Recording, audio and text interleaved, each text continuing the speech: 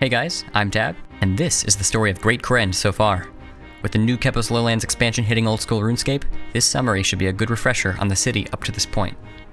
It all started a few years ago when our adventurers stumbled upon a mysterious portmaster named Veos. Shrouded in mystery, he seemed to know a lot more than he was willing to share. He simply told us, "We are not alone." Soon after, we were finally ready to travel to Zaya and learn of the great city Kourend, which is split into 5 houses. Veos asked for our help to learn more about each of them, so that his client from the mainland could understand them as well. Utilizing the Archaeus House library, we were able to discover the origins and history of the land. But this wasn't simple Veark or Lumbridge history, no. The shifts of power in Kourend have gone back and forth and all around for ages. The original inhabitants of the continent were refugees of the mainland all the way back during the Third Age, or God Wars. They formed houses Archaeus, Lovaken, and Pisgah Elias. The Shazian house was later formed in the Fourth Age by Comor Shazian, who was notable for fighting alongside Robert the Strong during the Dragonkin conflicts, and the Hasidius house was formed at a similar time. The 5 houses weren't united until Rada I assumed control and established a monarchy 1510 years ago. He was the first king of Kourend and the first to unify it. 50 years later, the families of the 5 houses rebelled against King Rada III and established a council of elders, but not before constructing the Tower of Magic, which the council would then use as a meeting place. The most notable event during their reign was a large famine that struck the city. This caused the council to hand over half of each house's land to Hosidius to grow more crops. This helped end the famine and is the reason why Hosidius is the largest out of all 5 houses today. The Council of Elders was later disbanded, and the Royal Accord of Twill was written. Power would be transferred over to the lords of the houses, and a rotation of succession between the 5 was implemented. A lord would rule for a decade, and then power would rotate over to the next house. Years later, when power was rotated over to Lord Shazian III, he broke the accord and established another monarchy rule over Kourend, with the Shazian family line at the forefront. This would go on for many generations up until King Shazian VII, Kourend's most notable and corrupt leader. He was obsessed with the powers of the Dark Altar and performed experiments on the citizens of Kourend in the Tower of Magic. He established a secret temple in a cave on Mount Quidamortum, which is rumored to be the birthplace of the corrupt lizardmen. He planned to mass-produce the lizardmen, but was killed off by his own elder warriors that were aware of his corruption. Days later, an incredibly powerful mage, coincidentally resembling King Shazian VII, appeared, going by the name Zarek. He mass-produced an army of lizardmen and controlled Kourend for over 100 years. These same lizardmen continue to harass Kourend today.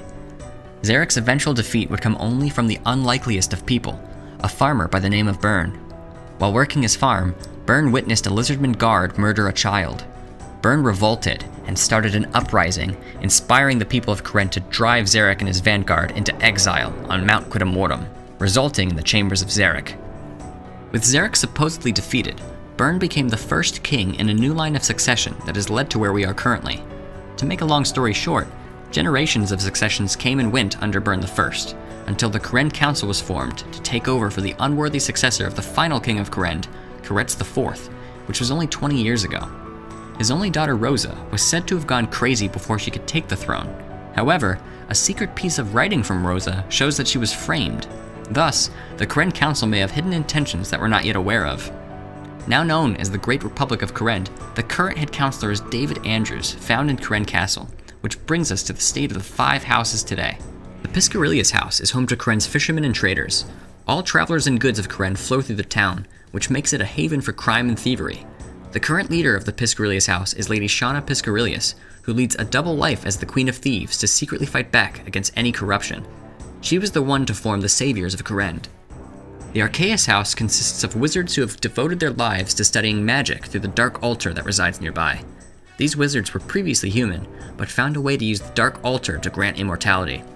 They were able to move their soul from a mortal body and transfer it into an incorporeal one. King Shazian VII used the same abilities to become the all-powerful Zarek all those years ago. The current leader of the Archaeus house is Lord Trobin Archaeus, who still uses the Tower of Magic for secret experiments. The Lovaken house resides in a volcano and is rich in precious ores and minerals. They help supply the Shazian house with the materials that are used for their weapons and armor. These ores are particularly useful against lizardmen, and even helped protect Kourend from the Wintertod beast by sealing it with a special door, about 1338 years ago. The current leader is Lady Volcana Lovaken. The Hosidius House is Great Kourend's farming and agricultural hub, supplying everyone with food. The current leader is Lord Kander Hosidius, who currently holds the original copy of the Royal Accord of Twill, thanks to our adventurers for finding it in a shipwreck. The Shazian House is the spearhead of Kourend. They are a military force for the region, acting as police against crime and warriors against lizardmen. The current leader is Lord Shiro Shazian. They're focused on the lizardman threat, but also remain watchful of the kingdom of Varlamore to the southwest, in case they try anything. After learning all of this history and finally relaying it back to Veos for his client on the mainland, we found out that Veos had been possessed by no one other than Zarek himself all along. It was a ruse to get information, and we helped. After 940 years of being exiled, Zarek has been planning his return, and soon, we must find a way to stop him.